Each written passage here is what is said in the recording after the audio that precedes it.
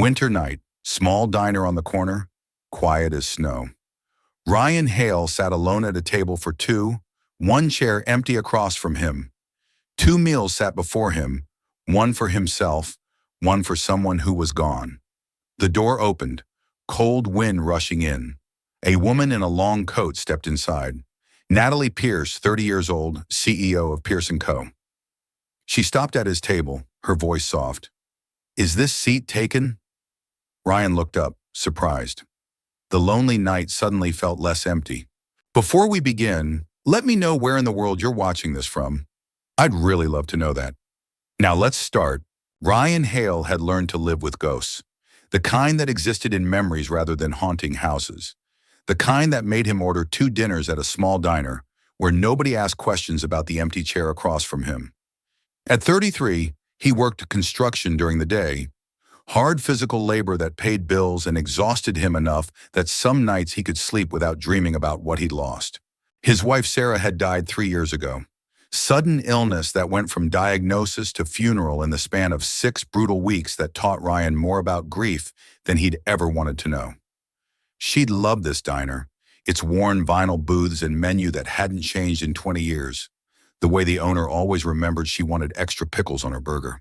So Ryan came here, kept ordering 2 meals, kept the ritual alive, even though Sarah would never again sit across from him, complaining about her day, or laughing at jokes that weren't actually funny. Tonight was her birthday, which made the empty chair feel heavier than usual. His 7-year-old daughter Ellie was with his mother for the evening, a sleepover that gave Ryan space to grieve in ways he couldn't do in front of his child.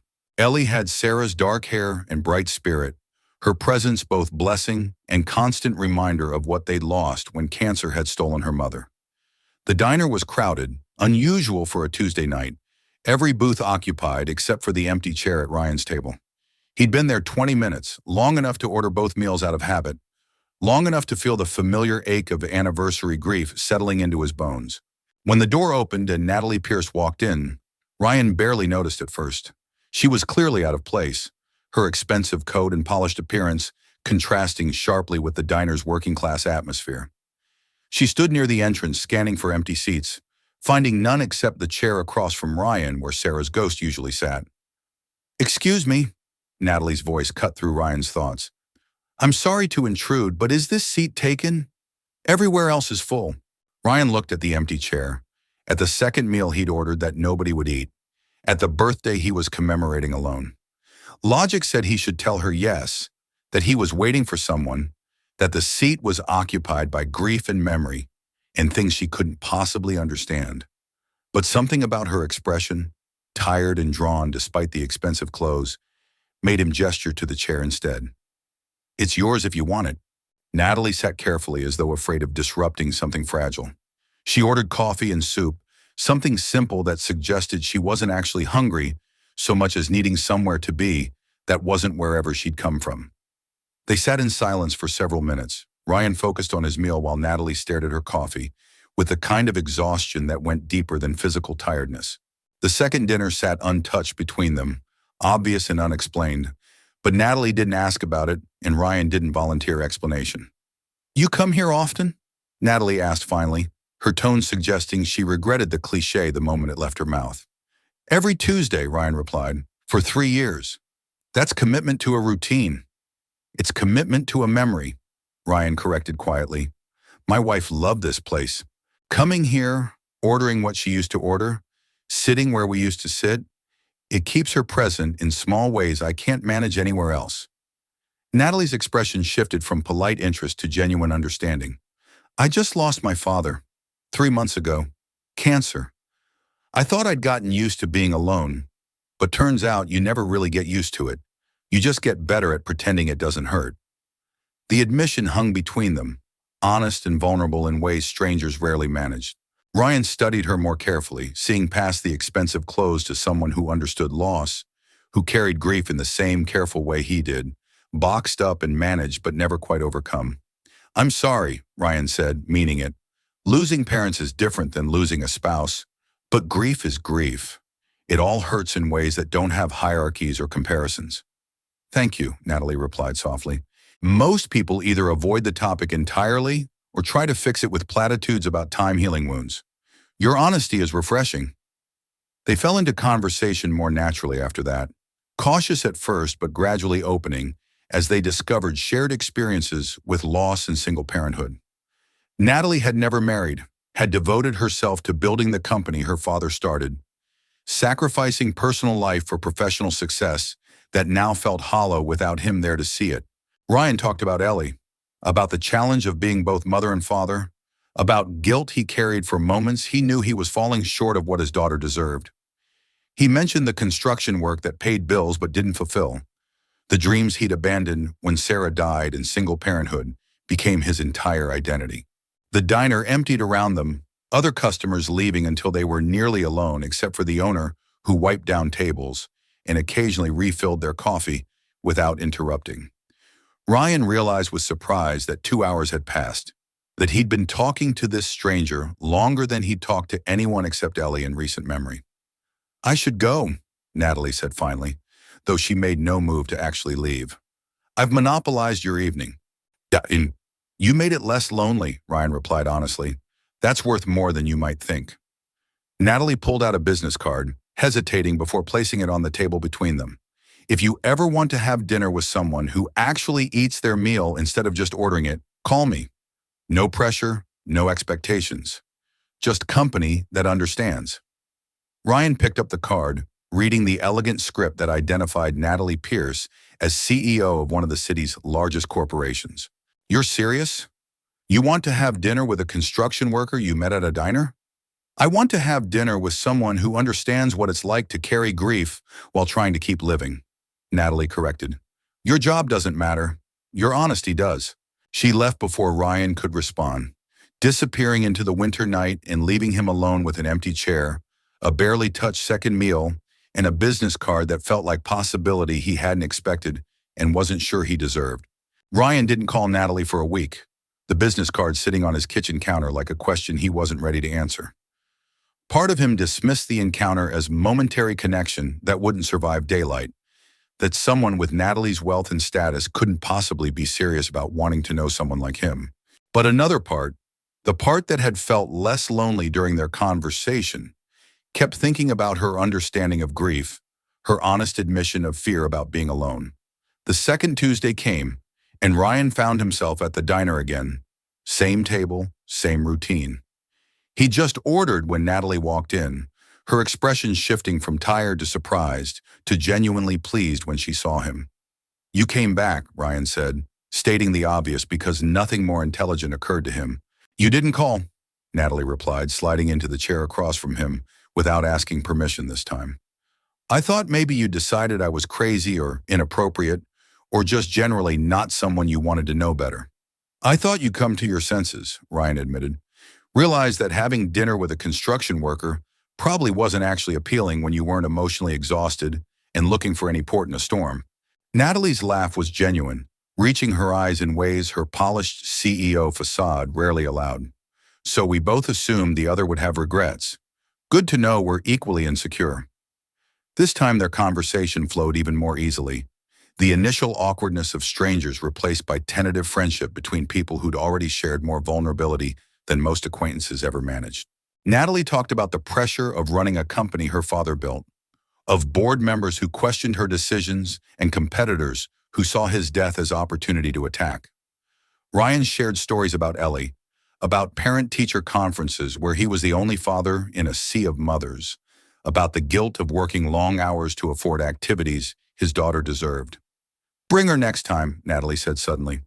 Ellie, I'd like to meet her if that's not too weird. Ryan considered the suggestion, thinking about how Ellie asked constant questions about why Daddy ate dinner alone on Tuesdays, why he looked so sad when he came home from the diner. She'd probably interrogate you relentlessly. 7-year-olds have no filter. Good, Natalie replied. Adults have too many filters. I could use some honest questions instead of corporate diplomacy. So the following week, Ryan brought Ellie to the diner, watching nervously as his daughter assessed this stranger who'd inserted herself into their Tuesday routine. Ellie studied Natalie with serious concentration before asking, Are you my dad's girlfriend? Ellie! Ryan's face flushed with embarrassment, but Natalie just laughed. No, sweetie. I'm your dad's friend. We eat dinner together sometimes because both of us were eating alone. And that gets lonely. Do you like pizza? Ellie asked, moving on with the lightning-fast subject changes characteristic of children.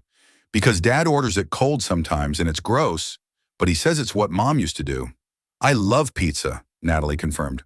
Cold, hot, whatever. Pizza is pizza. Ellie's approval was immediate and total, declaring Natalie cool before launching into detailed description of her school project about butterflies. Ryan watched them interact, Natalie asking genuine questions and listening to answers with the kind of attention that suggested she actually cared rather than just being polite. After Ellie had been settled with crayons and a coloring book the diner kept for young customers, Natalie turned to Ryan with an expression he couldn't quite read. She's wonderful. You're doing an amazing job raising her. I'm doing my best, Ryan replied. Some days that feels adequate. Most days it feels like I'm falling short of what she deserves.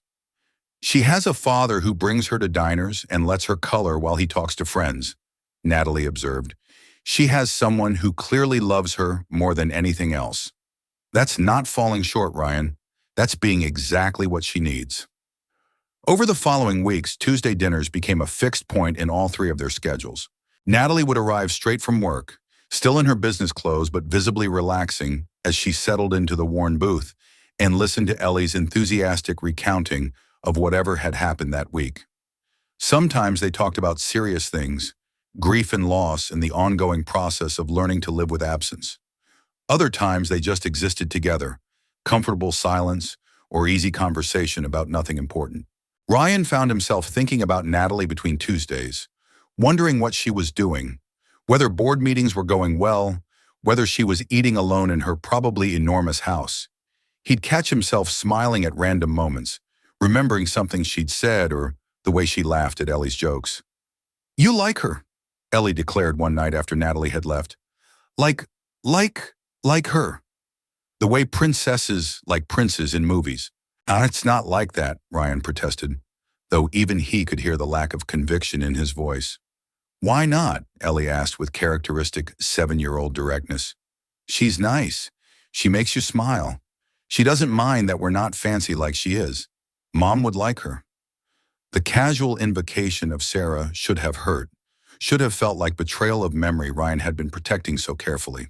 Instead, it felt like permission, like his daughter understood something he'd been afraid to acknowledge about moving forward while still honoring the past. Maybe, Ryan admitted quietly, but it's complicated, sunshine. She's a CEO. I'm a construction worker. She lives in a completely different world than us. So, Ellie replied, you're both people. People can be friends, even if they're different. Out of the mouths of 7-year-olds came wisdom that adults complicated unnecessarily.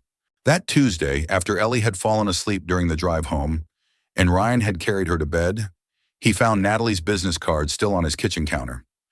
Before he could overthink it, he sent a text to the number printed below her name. Thank you. For the dinners, for being kind to Ellie, for making Tuesdays something I look forward to instead of just endure. Ryan. The response came almost immediately, suggesting Natalie had been awake and perhaps thinking similar thoughts. Thank you for letting me be part of your Tuesdays. For the first time in months, I'm not dreading the week ahead. See you next Tuesday. Natalie Ryan fell asleep that night, thinking about empty chairs that weren't empty anymore, about grief that made space for new connections, about the possibility that maybe moving forward didn't mean forgetting what came before. If you've ever met someone who made a lonely ritual feel less heavy, do you believe that's the universe giving you permission to heal? Share your thoughts below. As autumn deepened into winter, Tuesday dinners evolved from careful friendship into something more complicated, something neither Ryan nor Natalie was quite ready to name, but both felt developing between them. Ellie became their unwitting chaperone, her presence making what could have felt like dates into something family-oriented, innocent, safe from the vulnerability that came with admitting feelings. But there were moments when Ellie was distracted by her coloring or chatting with the diner owner's daughter. Moments when Ryan and Natalie's eyes would meet across the table and something unspoken would pass between them. Recognition of connection that went deeper than shared grief or convenient friendship. I think I'm starting to care about you, Natalie admitted one evening after Ellie had fallen asleep in the booth, her head pillowed on Ryan's jacket. More than friends care about each other, and that terrifies me because I don't know how to make this work given our completely different lives. Ryan was quiet for a long moment, his hand unconsciously stroking Ellie's hair while he processed Natalie's confession. I know. I feel it too. Have been feeling it for weeks but trying to pretend I wasn't because acknowledging it makes everything more complicated. We live in different worlds, Natalie continued. I have board meetings and shareholder obligations and a public profile that means everything I do gets scrutinized. You have a daughter to protect and a reputation to maintain and every reason to not want your family dragged into corporate politics and media attention. But, Ryan prompted, hearing the unspoken continuation in her voice. But I can't remember the last time I felt this content, Natalie whispered. The last time someone saw me as a person instead of a position. The last time I looked forward to something as simple as dinner at a diner with worn booths and mediocre coffee. You've given me back something I didn't realize I'd lost, Ryan. The ability to just exist without performance or strategy.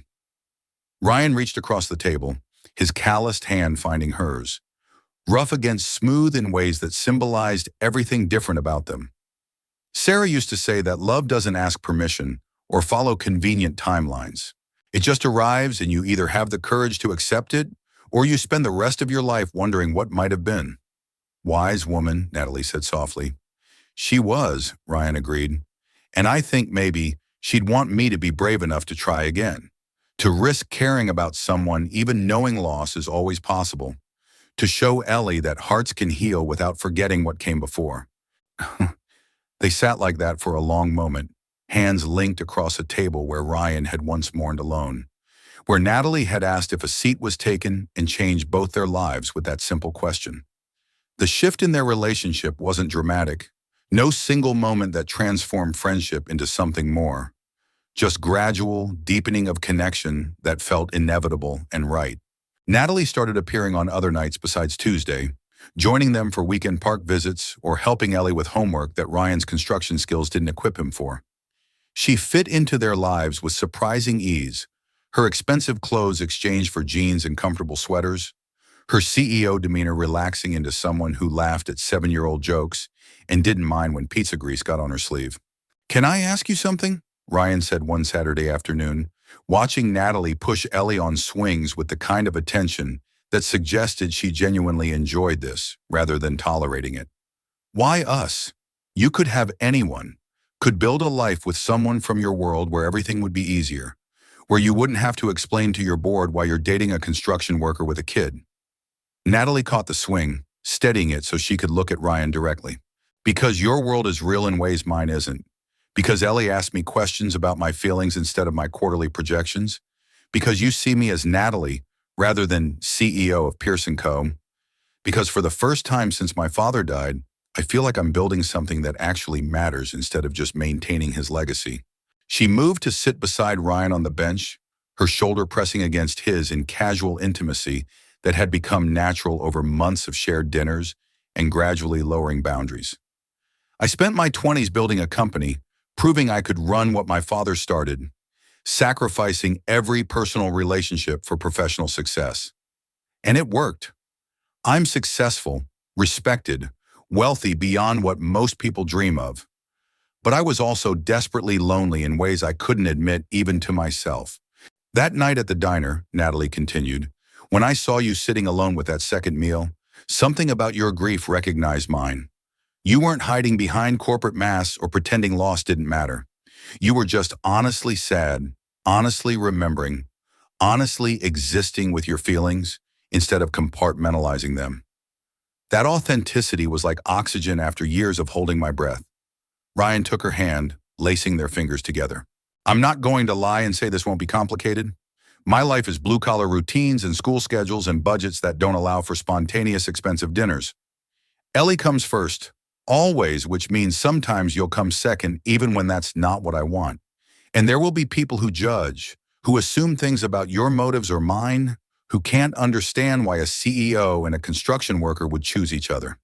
I know all that, Natalie replied, and I choose it anyway. I choose you anyway. I choose Ellie and Tuesday dinners and swings at public parks and life that's real instead of performed. Their first kiss happened on that park bench, with Ellie playing 20 feet away and autumn leaves falling around them like blessing. It was gentle and tentative and absolutely perfect, tasting of coffee and hope, and the promise that maybe moving forward didn't mean betraying the past, but honoring it by being brave enough to love again. Ms. Natalie kissed Dad. Ellie's delighted squeal announced that their moment had been observed. Does that mean she's your girlfriend now? Natalie laughed against Ryan's lips before pulling back to address his daughter. Is that okay with you? Me being your dad's girlfriend? Ellie considered seriously, her expression thoughtful beyond her years. Will you still come to Tuesday dinners and help with my homework and push me on swings? Always, Natalie promised. If you'll have me, then it's okay, Ellie declared. But you have to pinky promise you won't make Dad sad. He's been sad enough already. Natalie knelt down to Ellie's level, extending her pinky with solemn ceremony. I pinky promise to do my best to make your dad happy. And you too. Deal? Deal, Ellie agreed, sealing the promise with the kind of gravity 7-year-olds brought to important negotiations. That evening, back at the diner for their regular Tuesday dinner, Ryan looked at the chair across from him, no longer empty, but occupied by someone who'd asked if the seat was taken and then filled it with warmth and laughter, and the possibility that hearts could heal without forgetting.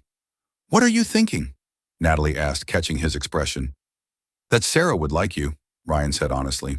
That she'd be happy I found someone who makes Ellie laugh and makes me remember what it feels like to look forward rather than constantly back. That grief and love can coexist without diminishing either one. Natalie reached for his hand across the table, the same gesture that had started meaning more than friendship weeks ago. I hope I get to meet her someday, in whatever way people meet those we've lost. I'd like to thank her for loving you well enough that you knew how to love again. Ellie looked up from her coloring, wisdom beyond her years in her young face. Mommy's in the stars, Ms. Natalie. Daddy says she watches over us, so she already knows you're nice and that you make us happy. And I think she's smiling. Ryan felt tears prick his eyes, his daughter's words releasing something he'd been holding tight for 3 years, permission to move forward while still honoring what came before. Yeah, sunshine. I think she's smiling too. Outside the diner, snow had started falling, soft and quiet, covering the world in white that made everything look clean and new. Inside, 3 people sat together at a table that had once held grief and memory, now holding something different, something that honored the past while reaching toward the future. The empty chair wasn't empty anymore, and somehow that felt less like betrayal and more like blessing. If you believe that sometimes fate arrives as a simple question about an empty seat, subscribe to Solo Parent Stories for more stories that remind us love finds us when we're brave enough to let it. The complications arrived 3 months into Ryan and Natalie's relationship, when a co-worker at Ryan's construction site recognized Natalie from business news coverage and started spreading rumors about the foreman dating way above his station, clearly using his kid to manipulate a wealthy woman going through grief. He's playing her, Ryan overheard during lunch break, the words carrying across the site. Using the dead wife's sympathy to hook a CEO. Smart play, actually. Kid makes it seem legitimate. Ryan confronted the speaker, a younger worker named Jake, who'd always resented Ryan's position. Say that again to my face. Jake met his eyes with calculated meanness. Everyone knows what you're doing. Poor single dad, tragic story, cute kid. Perfect bait for a lonely rich woman looking for purpose. Don't act offended when we all see the game. The implication that he was exploiting Natalie, using Ellie as prop in some calculated scheme, made Ryan's vision narrow with rage he barely controlled. You don't know anything about my life or my relationship. I know a construction worker doesn't date a CEO without an angle, Jake replied. I know you're suddenly wearing better clothes and your kid's in better school. I know opportunity when I see it. Ryan walked away before he did something that would cost him his job. But the words stayed with him, poisoned seeds planted in ground already fertile with his own insecurities. He'd been trying not to think about the differences between his world and Natalie's, trying to believe love could bridge gaps that logic said were unbridgeable. But hearing his relationship reduced to exploitation, hearing Ellie characterized as bait, made all his suppressed doubts rise to the surface. That evening, instead of meeting Natalie for their planned dinner, Ryan texted that he needed space, needed time to think, couldn't do this right now. The coward's way out, he knew, but he didn't trust himself to have the conversation in person without either saying things he'd regret or being talked into, ignoring concerns that felt valid. Natalie showed up at his apartment anyway, 3 hours after his text, her expression mixing worry and determination. "We're not doing this. You don't get to shut me out without explanation." "Maybe Jake's right," Ryan said, letting her in but keeping physical distance between them. "Maybe this is all a mistake. We're from different worlds, Natalie. I'm a construction worker who barely finished high school. You're a CEO worth millions. People are going to assume I'm using you, that there's some angle, that I'm not genuine." "And you care what people assume?" Natalie asked, her voice sharp with hurt. "I thought we were past this, past letting other people's judgments dictate our choices." "I care that Ellie's being used as evidence of my manipulation," Ryan replied, his voice rising. "I care that people think I'm exploiting my daughter and my dead wife to hook a wealthy woman. I care that your reputation is being damaged by association with someone they see as opportunistic." "My reputation?" Natalie's laugh was bitter. "Ryan, my reputation was built on being ice-cold CEO who sacrifices everything personal for professional success. You've given me back my humanity, showed me what actually matters, made me happier than I've been in years. If that damages my reputation as someone who only cares about money and power, then good. That reputation needed damaging." She moved closer, forcing Ryan to look at her directly. "You want to know what I think? I think someone said something cruel at your work site, and instead of recognizing it as jealousy or meanness, you're letting it confirm every insecurity you've been carrying about whether you deserve this. Whether you're enough for me, whether loving again means betraying Sarah's memory." The accuracy of her assessment left Ryan without defense. All his arguments revealed as fear wearing logic's mask. "I don't want to hurt you, and I don't want to hurt Ellie by building something that can't survive reality." "Then don't hurt us by running away before reality even has a chance to prove you wrong," Natalie replied. "Don't let some asshole at your job site determine whether we get to be happy. Don't make choices based on other people's limited imaginations about what's possible." She pulled out her phone, showing him an article from a business publication. This ran today. CEO Natalie Pierce seen with mysterious man and child, with blurry photos of us at the park last weekend. My board has already called asking if I'm having some kind of breakdown, dating someone so far outside appropriate social circles. Want to know what I told them? Ryan shook his head, unable to speak.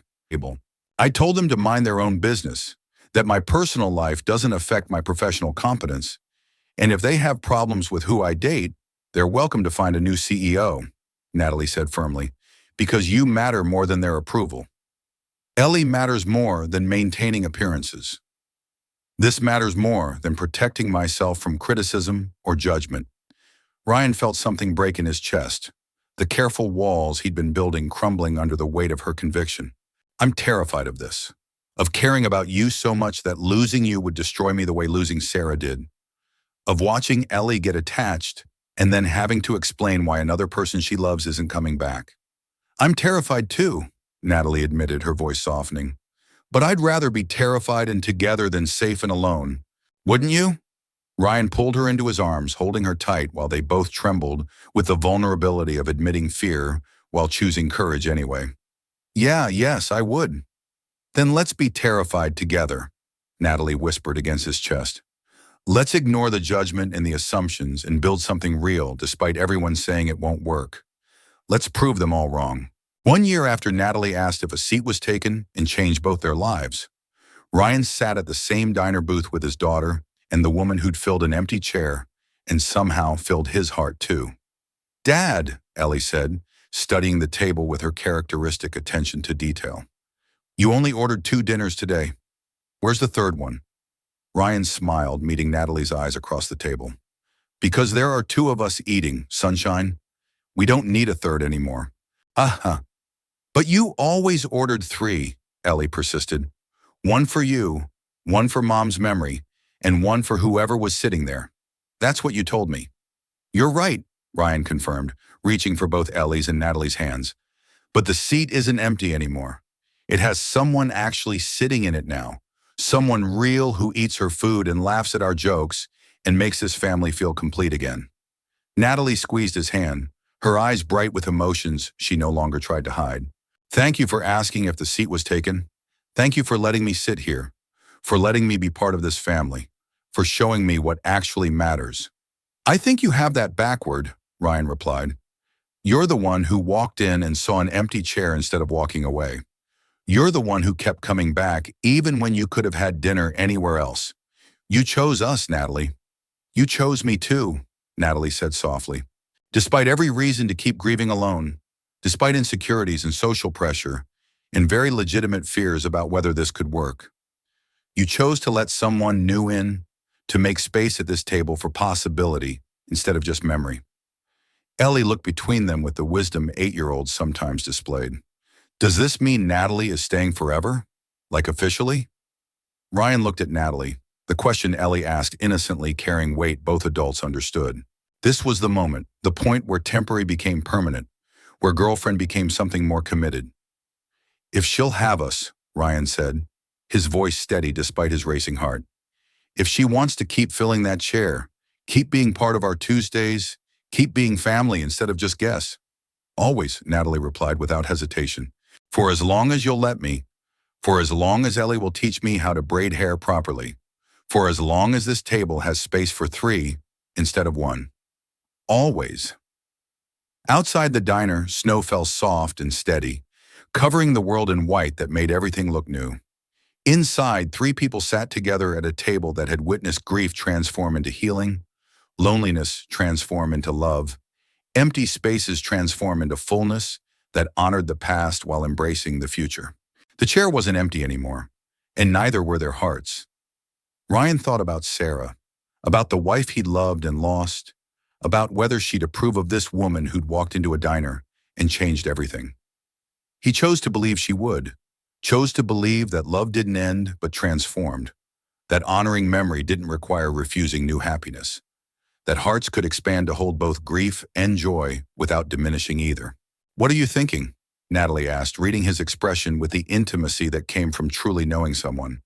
That I'm grateful, Ryan said honestly, for Tuesday dinners and empty chairs that aren't empty anymore, for courage to say yes when someone asks if a seat is taken, for the possibility that life continues even after we think it's ended.